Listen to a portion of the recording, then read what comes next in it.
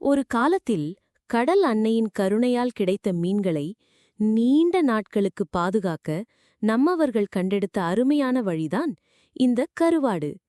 அது வெறும் காய்ந்த மீன் அல்ல, நம் மண்ணின் கலாச்சாரத்தோடு இரண்டர கலந்த கடலின் ஆழமான சுவையை தன்னகத்தே கொண்டிருக்கும் ஒரு அற்புதம். வெஞ்சனம்.comலிருந்து வரும் வெஞ்சனம் கருவாடு, அடடா, அதன் சுவையே தனிதான். நீங்க சமையல்ல புதுசா இருந்தாலும் சரி, இல்ல எங்க வீட்டு சமையலுக்கு ஒரு தனிப்பட்ட சுவை வேணும்பான்னு தேடினாலும் சரி, இந்த வெஞ்சனம் கருவாடு உங்க கிச்சனுக்கு ஒரு பொக்கிஷம்னே சொல்லலாம். இந்த கட்டுரையில கடலோட வாசம் வீசும் இந்த கருவாடை எப்படி தேர்ந்தெடுக்கிறது, பக்குவமா எப்படி தயார் பண்றது, அப்புறம் எப்படி சுவையா சமைக்கிறதுன்னு எல்லாத்தையும் கதை சொல்ற மாதிரி பாத்துடலாம் வாங்க. ஏன் இந்த கருவாடு நமக்கு வேணும்? பாரம்பரியமா நம்ம பாட்டிமார்கள் மீன்களை வெயில்ல காய வச்சு பத்திரப்படுத்துவாங்க. இந்த முறை மீனோட சுவைய கூட்டுறதோட அதுல இருக்கிற சத்துக்களையும் அப்படியே காப்பாத்துது. சுவைக்கு சுவை. மீனை காய வைக்கும்போது அதுல இருக்கிற இயற்கையான உமாமி சுவை, அது ஒரு தனித்துவமான சுவைங்க. அது இன்னும் அதிகமாகும். இது நீங்க சமைக்கிற குழம்புக்கு, பொரியலுக்கு ஒரு ஆழமான சுவையை கொடுக்கும். சத்துக்களின் சங்கமம். புரோட்டீன், வைட்டமின்கள், தாதுக்கள்னு இதுல நிறைய இருக்கு. நம்ம உடம்புக்கு ரொம்பவே நல்லது. பத்திரமா இருக்கும். நல்லா பதப்படுத்தி பத்திரமா வச்சா கருவாடு பல நாளைக்கு கெட்டு போகாம அப்படியே இருக்கும். வெஞ்சனம் கருவாடை எப்படி தேர்ந்தெடுப்பீங்க? வெஞ்சனம்.comல நாங்க உங்களுக்கு தரமான கருவாடை தான் தருவோம்.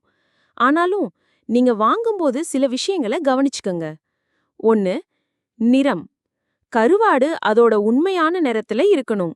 ரொம்ப மஞ்சள் கலராவோ ரொம்ப கருப்பாவோ இருந்தா வேண்டாம். 2. மனம்.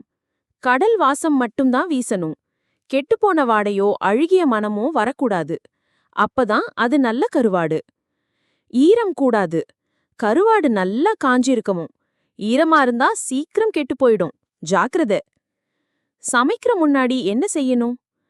கருவாடு சமைக்கிறதுக்கு முன்னாடி அதை நல்லா தயார் பண்றதுதான் முக்கியம். அப்பதான் சுவை கூடும்.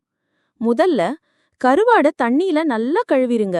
அப்பதான் அதுல ஒட்டி இருக்கும் அதிக உப்பு தன்மையும் தூசுகளும் போகும். ஊற வைக்கலாமா?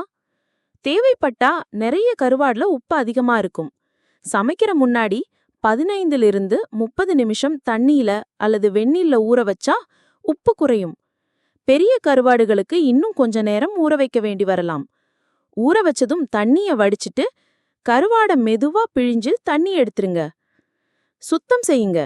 கருவாடு வகையை பொறுத்து சில சமயம் தலை, வால், செதில்கள் இதையெல்லாம் நீக்க வேண்டியிருக்கும். சமைக்க முன்னாடி சில குறிப்புகள்.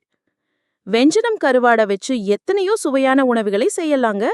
சில யோசனைகள் உங்களுக்காக. பொரிச்சு பாருங்க. கருவாடை சுத்தம் செஞ்சு கொஞ்சம் மிளகாய்த்தூள், மஞ்சள்தூள் தடவி எண்ணெயில பொரிச்சா ஆஹா! சாம்பார், ரசத்துக்கு ஒரு அட்டகாசமான ஜோடி. குழம்புல சேருங்க. புளிக்குழம்பு, தேங்காய்பால் குழம்பு, கறின்னு எதுல சேர்த்தாலும் கருவாடோட சுவை பன்மடங்கு அதிகமாகும். குறிப்பா கத்திரிக்காய், முருங்கைக்காய் இதையெல்லாம் சேர்த்து சமைச்சா சொல்லவே வேண்டாம். துவையல் அரைங்க. வறுத்த வெங்காயம், மிளகாய், தேங்காய், அப்புறம் நம்ம கருவாடு இதையெல்லாம் சேர்த்து அரைச்சா ஒரு சூப்பரான துவையல் தயார். இட்லி, தோசை சாதத்தோட சாப்பிட கமகமக்கும். கூட்டுல போடுங்க. பருப்பு அல்லது காய்கறிகளோட கருவாடை சேர்த்து கூட்டு செய்யலாம். இதுவும் சாதத்தோட சாப்பிட அருமையான ஆரோக்கியமான சேர்க்கை. வெஞ்சனம் கருவாடு உங்க அன்றாட சமையலுக்கு ஒரு புதுமையான, சுவையான, ஆரோக்கியமான மாற்றம்.